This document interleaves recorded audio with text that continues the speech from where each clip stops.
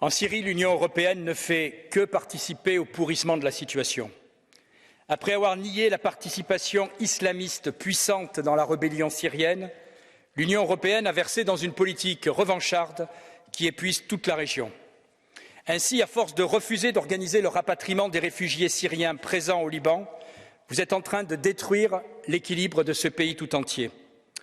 Notre folle politique de sanctions à l'encontre du peuple syrien constitue à la fois un échec politique retentissant et un scandale humanitaire historique.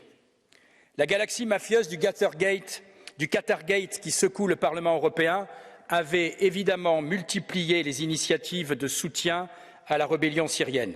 D'ailleurs, depuis 10 ans, notre politique envers la Syrie est parfaitement alignée sur les intérêts de Doha dans la zone. Aujourd'hui, que cela nous plaise ou non, le peuple syrien a donné la victoire à Bachar el-Assad.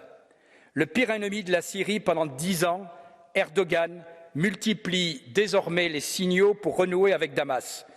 Et vous savez bien que quand Erdogan avance un pion au Levant, c'est que l'OTAN le veut peut-être bien. Pour le dire clairement, au lieu de soutenir l'unité territoriale et la politique de la Syrie, notre politique étrangère a tracé le chemin d'un bain de sang inéluctable. Comme toujours dans l'histoire, les États-Unis ont fini par abandonner les Kurdes.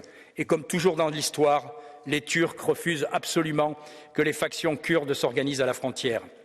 Résumant cette situation aberrante, la Turquie réussit à ce moment à se rapprocher de Damas alors qu'elle soutient l'occupation illégale de la région d'Idlib par les islamistes et qu'elle a soutenu tous les ennemis du gouvernement syrien.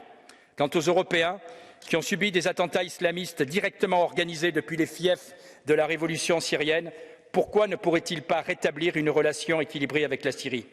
Oui, l'affrontement entre les Kurdes et Erdogan ne peut que nous émouvoir.